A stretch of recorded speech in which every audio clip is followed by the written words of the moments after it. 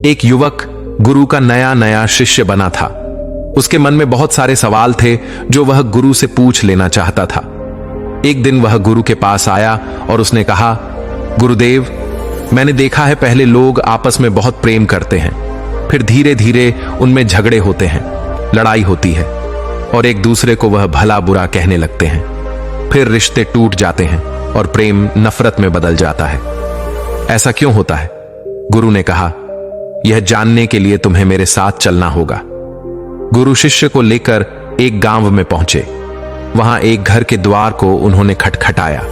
भीतर से एक व्यक्ति बाहर आया। उसने गुरु को प्रणाम किया और कहा, गुरुदेव, मैं आपकी किस प्रकार सेवा कर सकता हूं?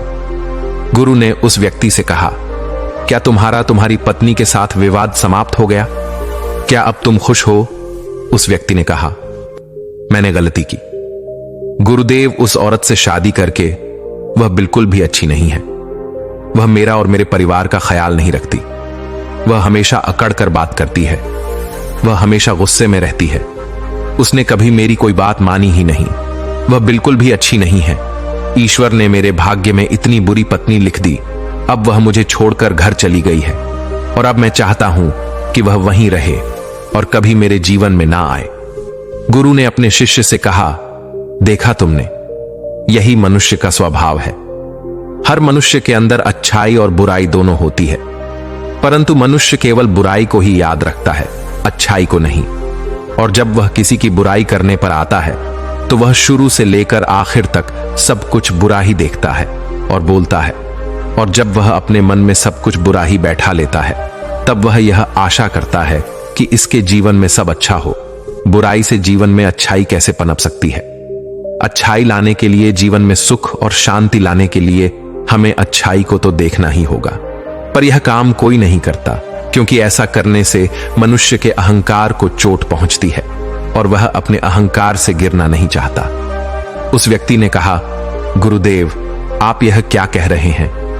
अगर कोई बुरा है तो उसमें बुराई तो दिखाई देगी ही। मेरी पत्नी बुरी है तो मैं उसमें बुराई ही देखूंगा।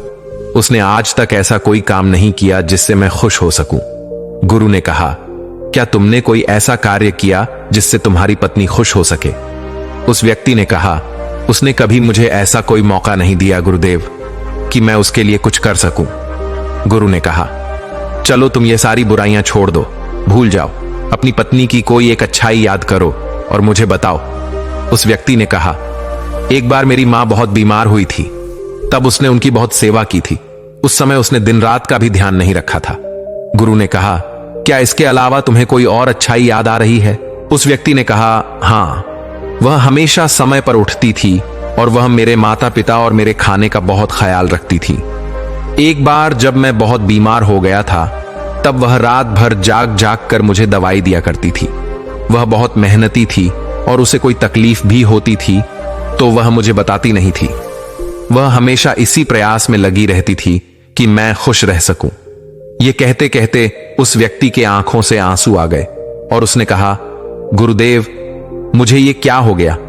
मेरी पत्नी में कमियां हैं पर वह बुरी नहीं है। मैं उसकी अच्छाइयों को देख नहीं पाया। गुरु ने कहा, जब हम किसी की बुराई देखते हैं तो बुराई बुराई को खींचती है और वह सब कुछ बुरा दिखाती है और देखती है।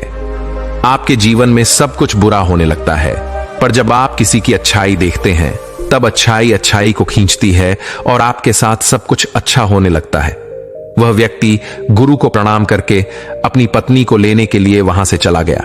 गुरु ने शिष्य से कहा, क्या तुम समझे कि रिश्ते क्यों टूट जाते हैं? प्रेम नफरत में क्यों बदल जाता है? जब मन में नफरत हो तो उसमें प्रेम नहीं रह सकता, और जहां प्रेम हो वहां नफरत नहीं रह सकती। हम अपने मन में क्या रखना चाहते हैं, यह हम पर ही निर्भर करता है। शिष्य ने गुरु से कहा, गुरुदेव, मैं आपकी बात बहुत अच्छी तरह से समझ गया हूं। मेरा एक और प्रश्न है, क्या आप मुझे इसका उत्तर देंगे? गुरु ने कहा, अवश्य, तुम पूछ सकते हो। शिष्य ने कहा, गुरुदेव, इस दुनिया में सबसे मुश्किल कार्य क्या है? गुरु ने कहा, इस दुनिया का सबसे मुश्किल कार्य एकांतवास में रहना है। शिष्य ने कहा, इसमें मुश्किल क्या है? एकांत में तो कोई भी रह सकता है। गुरु मुस्कुराए और कहा, अगर यह बहुत आसान कार्य है तो क्या तुम 30 दिन के लिए एकांतवास में रह सकते हो? तुम्हें 30 दिन के लिए कहीं नहीं जाना, एक गुफा में रहना है। तुम बाहर किसी भी व्यक्ति से संपर्क नहीं करोगे, ना ही गुफा के भीतर किसी तरह के कार्य में व्यस्त रहोगे, सिर्फ शांत और एकांत रहोगे। क्या तुम कर सकोगे? शिष्य ने कहा, लेकिन गुरुदेव, यह करके क्या होगा? इससे क्या मिलेगा? गुरु ने कहा, जो मिलेगा वह तो तुम्हें पता चल ही जाएगा। बात यह है कि क्या तुम इतना आसान कार्य कर सकोगे? शिष्य तैयार हो गया। गुरु अपने शिष्य को एक गुफा की ओर ले गए और उन्होंने वहां उसके 30 दिन के खाने पीने का इंतजाम कर दिया और कहा, गुफा का द्वार खुला है। जब तुम्हें लगे कि तुमसे यह नहीं हो रहा तो तुम बाहर आ सकते हो। शिष्य गुफा के अंदर चला गया। पहले दिन उसने बहुत आराम से अपना समय काट लिया। दूसरे दिन उसे अजीब सा महसूस होने लगा। उसका मन बार बार बाहर की ओर भाग रहा था। उसे बेचैनी हो रही थी। वह इधर उधर टहलने लगा, घबराने लगा। जैसे तैसे करके उसने दूसरा दिन भी निकाल लिया। तीसरे दिन वह बहुत बेचैन हो गया। उसने सोचा कि वह यह क्या बेकार का काम कर रहा है, बाहर पता नहीं क्या क्या हो रहा होगा और वह यहां गुफा में बैठा है। वह तीसरे दिन ही गुफा से बाहर आ गया और गुरु के पास पहुंचा। शिष्य को देखते ही गुरु ने कहा, मैं तुम्हारा ही इंतजार कर रहा था। 30 दिन एकांत में रहने की बात हुई थी, तुम तो 3 दिन में ही बाहर आ गए। शिष्य ने कहा, पता नहीं गुरुदेव, पर मैं भीतर से बहुत बेचैन हो रहा था। बार बार बस बाहर जाने का मन कर रहा था। इन 3 दिनों में मैं एकांत भी नहीं साध पाया। मन में बहुत सारे विचार, भावनाओं और बहुत कुछ चल रहा था। कोई मुझे जबरदस्ती बाहर की ओर खींच रहा था। गुरु ने कहा, वह कोई और नहीं, तुम्हारा मन था। मन को एकांत पसंद है ही नहीं। वह हमेशा किसी दूसरे को ढूंढता रहता है। जब उसे कोई दूसरा दिखाई नहीं देता, उसे कोई दूसरा नहीं मिलता, तो वह भी बेचैन हो जाता है, क्योंकि उसका वजूद दूसरों से ही है। अगर दूसरे नहीं होंगे तो मन की शक्ति खो जाएगी और वह तुम पर से अपना नियंत्रण खोने लगेगा। इसीलिए वह जल्द से जल्द तुम्हें बाहर की ओर ले जाना चाहता था और तुम बाहर आ गए। शिष्य ने कहा, गुरुदेव, आप सत्य कहते हैं। एकांतवास करना दुनिया का बहुत ही मुश्किल कार्य है। गुरु ने कहा, तुमने यह नहीं पूछा कि इस दुनिया का सबसे आसान कार्य क्या है? शिष्य ने कहा, गुरुदेव, मेरे मन में यह सवाल भी था, पर मैं पूछ नहीं पाया। गुरु ने कहा, इस दुनिया का सबसे मुश्किल कार्य एकांतवास है, तो इस दुनिया का सबसे आसान कार्य भी एकांतवास ही है। शिष्य ने कहा, आप यह क्या कह रहे हैं गुरुदेव? मैं कुछ समझ नहीं पा रहा। गुरु ने कहा, एकांतवास हमारा स्वभाव है। हम अपने स्वभाव से दूर हो गए हैं। मन के बनाए जाल में हम हमेशा किसी दूसरे को ही ढूंढते रहते हैं और अपने एकांत को खो बैठते हैं। एकांत को साधना नहीं पड़ता, बल्कि वही हमारा स्वभाव है। शिष्य ने कहा, अगर एकांत हमारा स्वभाव है और यह बहुत आसान है, तो मैं क्यों 3 दिन में ही उस गुफा से बाहर आ गया? क्यों मुझे वहां रहना इतना मुश्किल लगा? क्यों मैं वहां भी बेचैन हो गया? गुरु ने कहा, जब तक एकांत तुम्हारे भीतर से उत्पन्न नहीं होगा, तब तक चाहे तुम किसी गुफा में बंद करके ही क्यों ना रखे जाओ, तुम एकांत में नहीं रहोगे। वहां भी तुम अपने आसपास भीड़ इकट्ठी कर लोगे और वह भीड़ तुम्हारे मन के भीतर होगी। गुरु शिष्य को अपने साथ एक नदी के पास ले गए और कहा, इस नदी पर बांध ना हो तो तुम्हें कितना समय लगेगा? क्या तुम उसे आज के आज बांध सकते हो? शिष्य ने कहा, नहीं गुरुदेव, 1 दिन में यह कैसे होगा? 2 दिन, 3 दिन या 4 दिन में भी नहीं होगा। इसमें तो बहुत समय लगेगा। धीरे धीरे बांध की तैयारी होगी। उसकी हर समस्या को देखा जाएगा और उससे निपटा जाएगा और धीरे धीरे समय के साथ बांध तैयार होगा। गुरु ने कहा, ठीक कहा तुमने। ठीक इसी प्रकार मन की नदी पर धीरे धीरे बांध बांधा जाता है। 1, 2 या 3 या 4 दिन में नहीं, धीरे धीरे समय लगाकर यह किया जाता है। शिष्य ने कहा, गुरुदेव, मैं आपकी बात समझ गया हूं। मैं भी धीरे धीरे अपने मन पर बांध बांधने की तैयारी करूंगा। शिष्य ने अपनी साधना पर ध्यान दिया। वह धीरे धीरे मन के विरुद्ध खड़ा होने लगा। उसने छोटे छोटे संकल्प लेने शुरू किए। उसने बहुत सारे संकल्पों को पूरा किया और बहुत सारे संकल्प उसके अधूरे रह गए जो टूट गए थे, पर हर बार वह और अधिक मजबूत होता चला गया। उसका अपने ऊपर नियंत्रण पहले से मजबूत होता जा रहा था।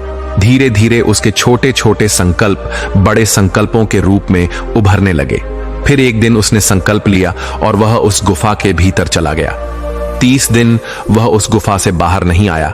जब 30 दिन गुजर गए तो गुरु को अपने शिष्य की चिंता हुई और वह गुफा के भीतर चले गए।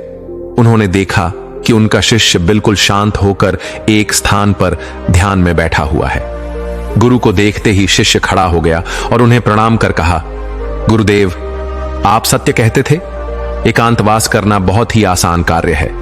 एकांत ही हमारा स्वभाव है और यही हमारी प्रकृति है। इसके लिए कुछ भी करना नहीं होता। यह है, बस हमें दिखाई नहीं देता। शिष्य गुरु के साथ उस गुफा से बाहर आ गए। अब आप सोच रहे होंगे कि इस एकांतवास की कहानी का मतलब क्या है। वास्तव में एकांत वह चीज है जो आपको सत्य दिखाता है, जो आपको शांति दिखाता है।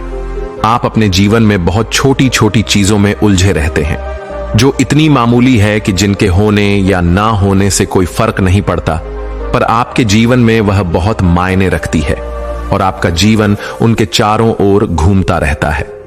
आप वहीं के वहीं भटकते रहते हैं। इस दुनिया में कोई नहीं बचा, चाहे कोई कितना भी बढ़ाओ व्यक्ति क्यों ना हो, कितनी भी अकड़ के साथ क्यों ना खड़ा हो, सब मिट्टी में मिल गए हैं। राजा हो, भिखारी हो, शक्तिशाली हो या कमजोर साधु हो या संत हो, कोई भी हो, किसी की अकड़ बाकी नहीं रही।